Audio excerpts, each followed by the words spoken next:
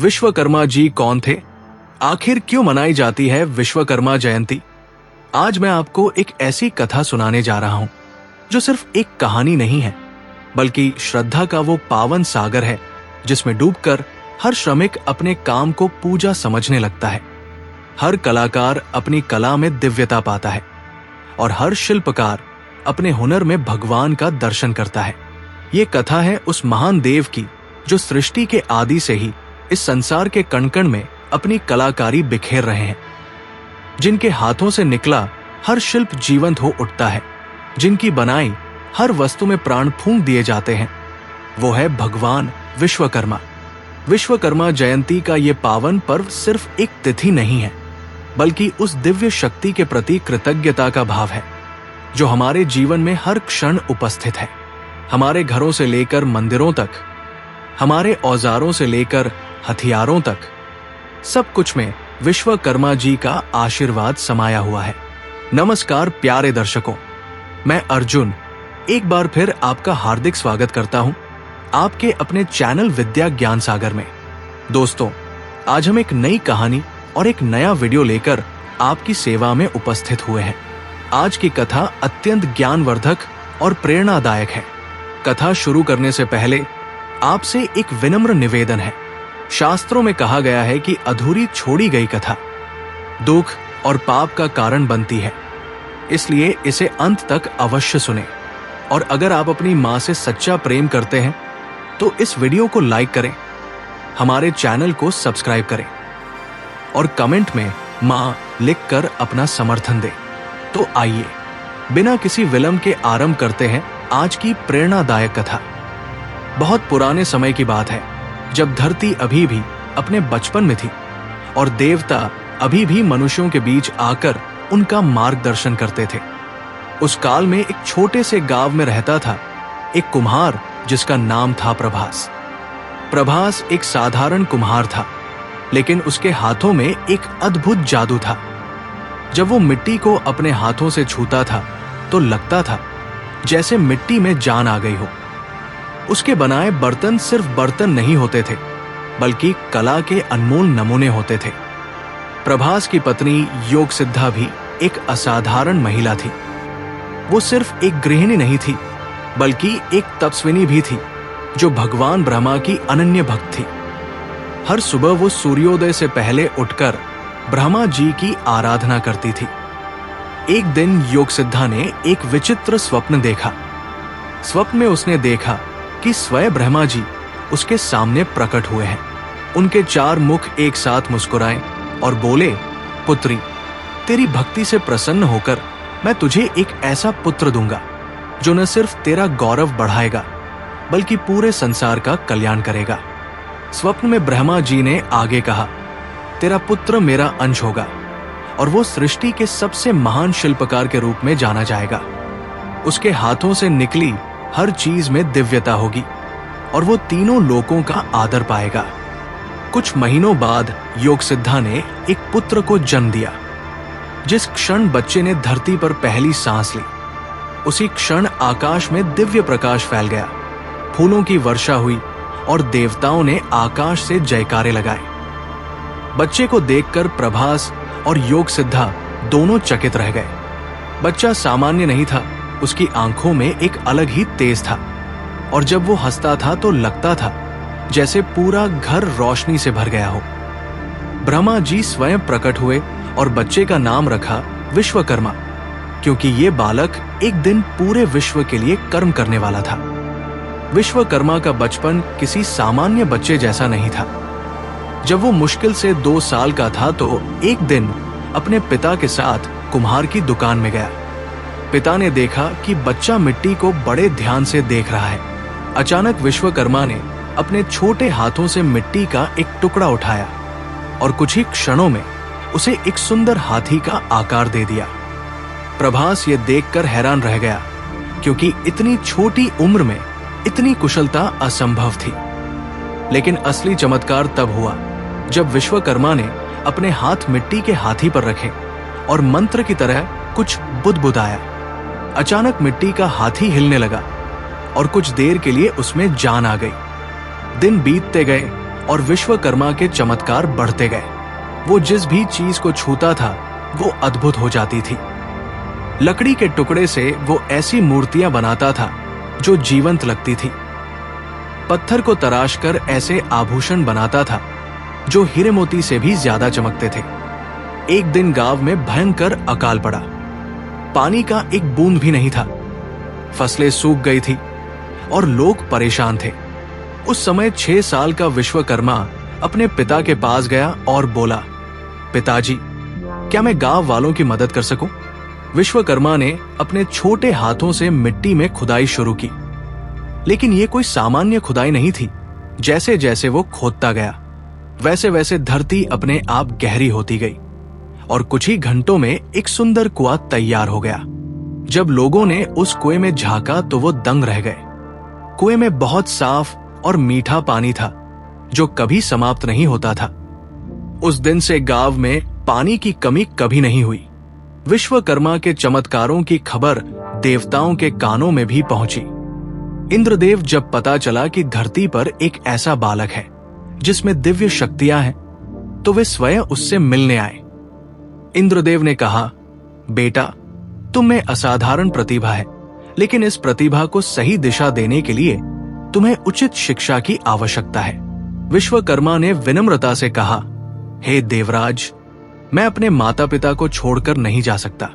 वे मेरे लिए सब कुछ है। इंद्रदेव ने प्रभावित होकर कहा, तो फिर मैं धरती पर ही तुम्हारे लिए एक विशेष गुरुकुल बनवाता हूं। कुछ ही दिनों में एक भव्य गुरुकुल तैयार हो गया, जहां वास्तुशास्त्र के आचार्य धनवंतरी, शिल्पकला के गुरु मयासुर, संगीत के गुरु नारद मुनि और युद्ध कलाओं के गुरु परशुराम जी स्वयं पधारे। विश्वकर्मा एक आदर्श छात्र था। गुरु धनवंतरी ने उसे वास्तुशास्त्र के सभी गुर सिखाए। मयासुर ने उसे धातुओं के रहस्य बताए। नारद मुनि ने संगीत और काव्य की शिक्षा दी। परशुराम जी ने उसे अस्त्र शस्त्र की विद्या दी। लेकिन सबसे महत्वपूर्ण शिक्षा उसे अपनी माता योगसिद्धा से मिली। उन्होंने कहा, बेटा, तुम्हारे पास जो भी शक्ति है वो भगवान की देन है। इसका उपयोग हमेशा दूसरों की भलाई के लिए करना, घमंड कभी नहीं करना, और याद रखना कि जो कलाकार अपने अहंकार में डूब जाता है वो अपनी कला को खो देता है। 10 साल की शिक्षा पूरी करने के बाद विश्वकर्मा के गुरुओं ने कहा, अब समय आ गया है कि तुम अपनी पहली महत्वपूर्ण कृति बनाओ। विश्वकर्मा ने तय किया कि वो शिवजी के लिए एक ऐसा मंदिर बनाएगा जो सिर्फ धरती पर ही नहीं बल्कि स्वर्गलोक में भी अद्वितीय हो। वो चाहता था कि ये मंदिर ऐसा हो जिसमें जो भी श्रद्धालु प्रवेश करे उसे शिवजी के दर्शन अवश्य हो जाए। उसने हिमालय की सबसे पवित्र चट्टान चुनी और अपने हाथों से उसे तराशना शुरू किया। लेकिन वो सिर्फ औजारों का इस्तेमाल नहीं कर रहा था, बल्कि अपने मंत्रों की शक्ति से पत्थर को आकार दे रहा था। 3 महीने की कड़ी मेहनत के बाद मंदिर तैयार हुआ। जब लोगों ने उसे देखा तो वे दंग रह गए। मंदिर इतना सुंदर था कि लगता था जैसे स्वर्ग का कोई टुकड़ा धरती पर उतर आया हो। सबसे अद्भुत बात यह थी कि जब कोई श्रद्धालु मंदिर में प्रवेश करता था तो उसे वास्तव में शिवजी के दर्शन होते थे। कुछ लोगों को शिवजी नटराज के रूप में नृत्य करते दिखाई देते थे, कुछ को ध्यानमग्न अवस्था में। ये चमत्कार देखकर स्वयं शिवजी प्रकट हुए और बोले, वत्स, तुमने सिर्फ एक मंदिर नहीं बनाया है बल्कि भक्ति और कला का एक अनमोल संगम बनाया है। आज से तुम मेरे प्रिय शिल्पकार हो। विश्वकर्मा के मंदिर की चर्चा तीनों लोकों में फैल गई। देवताओं ने सुना कि धरती पर एक ऐसा शिल्पकार है जो दिव्य कलाकृतियां बना सकता है, तो वे उससे मिलने आए। इंद्रदेव ने कहा, मैं चाहता हूं कि तुम मेरे लिए एक ऐसा महल बनाओ जो स्वर्गलों की शोभा बढ़ाए। विश्वकर्मा ने इंद्रदेव के लिए एक अद्भुत महल बनाया जो बादलों के बीच स्थित था। महल की दीवारें मोतियों से जड़ी थी और छत सोने की थी। भगवान विष्णु आए और बोले, मैं तुमसे कुछ विशेष अस्त्र बनवाना चाहता हूं जो धर्म की रक्षा के काम आ सके। विश्वकर्मा ने विष्णु जी के लिए सुदर्शन चक्र बनाया। ये चक्र इतना शक्तिशाली था कि ये सिर्फ उन्हीं पर प्रहार करता था जो अधर्म के पक्ष में होते थे। सूर्यदेव के लिए उन्होंने एक सुनहरा रथ बनाया जिसमें 7 घोड़े जुते थे। ये रथ एक दिन में पूरे विश्व की परिक्रमा कर सकता था। भगवान शिव के लिए उन्होंने एक त्रिशूल बनाया जिसमें तीनों गुण सत्व, रज और तम का संतुलन था। जब त्रिशूल तैयार हुआ तो पूरा ब्रह्मांड कांप उठा। इतने महान कार्यों को करने के बाद धीरे धीरे विश्वकर्मा के मन में अहंकार आने लगा।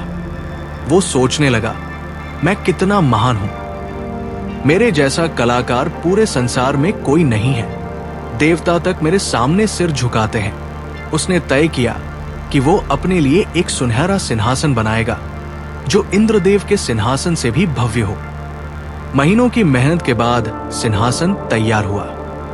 ये वास्तव में अद्भुत था, सोने और हीरे जवाहरात से जड़ा हुआ। जब विश्वकर्मा उस सिंहासन पर बैठा तो उसने घमंड से कहा, अब मैं समझ गया कि मैं कितना शक्तिशाली हूं। मेरे आगे देवता भी छोटे हैं। अचानक आकाश में बादल गरजे और स्वयं ब्रह्मा जी प्रकट हुए। उन्होंने कहा, मैंने तुम्हें शक्ति दी थी दूसरों की सेवा के लिए, न कि अहंकार के लिए। तुमने जो सिंहासन बनाया है वो तुम्हारे घमंड का प्रतीक है। विश्वकर्मा ने तुरंत ब्रह्मा जी के चरणों में सिर रख दिया और रोते हुए कहा, प्रभु, मुझसे बहुत बड़ी गलती हुई है, कृपया मुझे माफ कर दीजिए। ब्रह्मा जी ने कहा, तुम्हें एक सबक सीखना होगा। अब तुम्हें अपनी सारी शक्तियां खो देनी होंगी और एक सामान्य मनुष्य की तरह जीना होगा, तभी तुम सच्ची विनम्रता सीख पाओगे।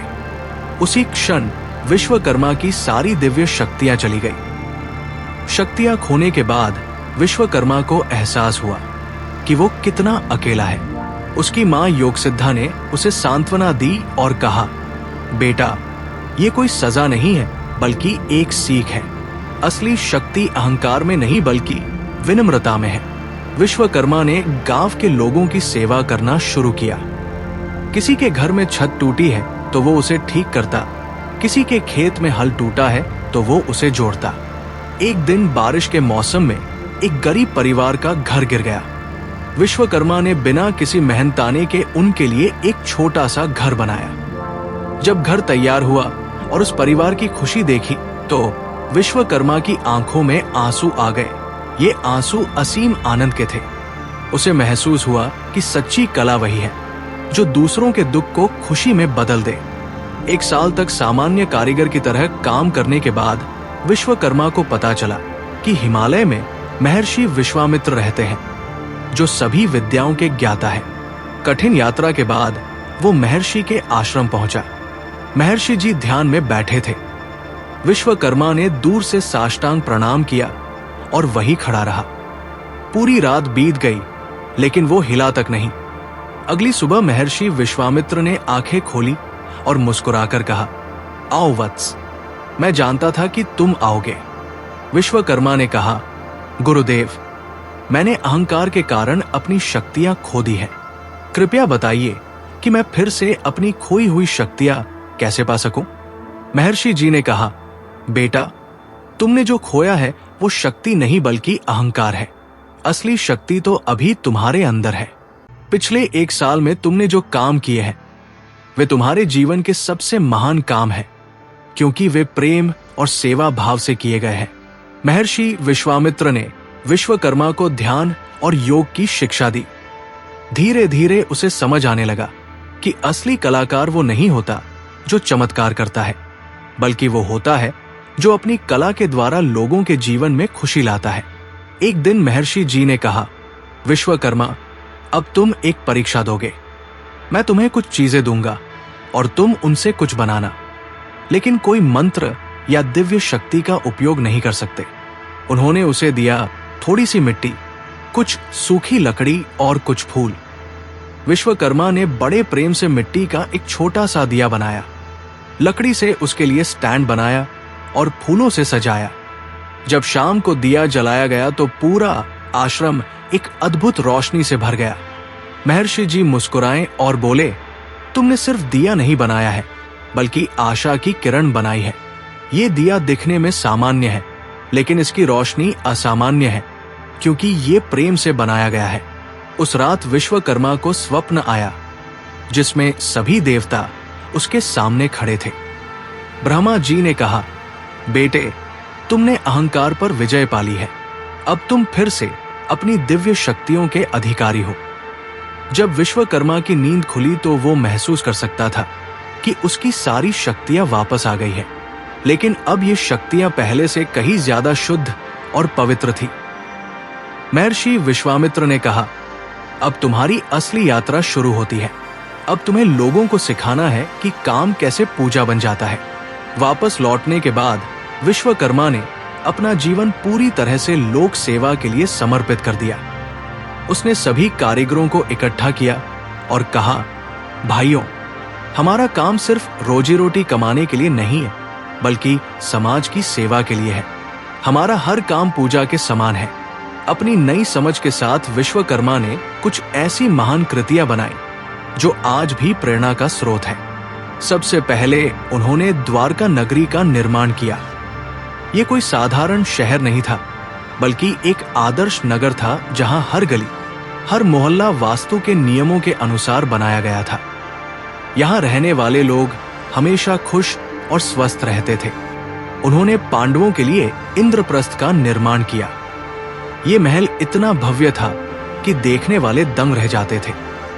इसकी सबसे बड़ी खूबी यह थी कि यहां न्याय और धर्म का राज था। फिर उन्होंने लंका का निर्माण किया, लेकिन जब रावण ने अधर्म का रास्ता अपनाया तो विश्वकर्मा जी को बहुत दुख हुआ। उन्हें समझ आ गया कि उनका काम सिर्फ बनाना है, उसका सदुपयोग या दुरुपयोग करने वाले की नीयत पर निर्भर करता है। उन्होंने हनुमान जी के लिए एक विशेष गदा बनाई जो सिर्फ उसी के हाथ में शक्तिशाली होती थी, जिसका दिल भगवान राम के प्रति समर्पित हो। अर्जुन के लिए गांडीव धनुष बनाया जो सिर्फ तभी काम करता था जब योद्धा का उद्देश्य धर्म की रक्षा हो। जैसे जैसे विश्वकर्मा जी की महानता की कहानी फैली, वैसे वैसे लोग उन्हें अपना आदर्श मानने लगे। हर कारीगर, हर शिल्पकार, हर कलाकार विश्वकर्मा जी को अपना गुरु मानने लगा। लोगों ने महसूस किया कि ऐसे महान व्यक्तित्व के सम्मान में एक विशेष दिन मनाना चाहिए। ये दिन चुना गया कन्या संक्रांति का दिन, जो सितंबर के महीने में आता है। पहली बार जब विश्वकर्मा जयंती मनाई गई तो स्वयं विश्वकर्मा जी प्रकट हुए और बोले, मैं इस बात से बहुत खुश हूं कि तुम लोग मेरी पूजा नहीं बल्कि उन सिद्धांतों की पूजा कर रहे हो जो मैंने सिखाए हैं। उन्होंने कहा, जब तुम अपने औजारों की पूजा करते हो तो याद रखना कि ये सिर्फ लोहे के टुकड़े नहीं हैं, बल्कि तुम्हारी आजीविका के साधन हैं। ये दिन सिर्फ पूजा का नहीं बल्कि संकल्प का भी है। और इस तरह समाप्त होती है भगवान विश्वकर्मा की ये अमर गाथा, एक ऐसी कहानी जो सिर्फ अतीत की नहीं है बल्कि आज भी हर मोड़ पर हमारे साथ चल रही है। विश्वकर्मा जयंती सिर्फ एक त्योहार नहीं है बल्कि एक एहसास है कि हमारे आसपास की हर चीज में किसी की मेहनत छुपी है। ये दिन हमें सिखाता है कि श्रम की पूजा करनी चाहिए, मेहनत का सम्मान करना चाहिए और हर कारीगर को उसका हक दिलाना चाहिए। तो आइए इस विश्वकर्मा जयंती पर संकल्प लेते हैं कि हम अपने काम को सिर्फ काम नहीं बल्कि पूजा समझेंगे।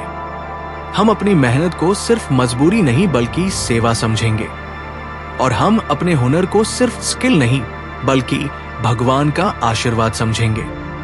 प्रिय दर्शकों, इस प्रेरणादायक कथा के बारे में अपने विचार हमें कमेंट्स के माध्यम से जरूर बताएं।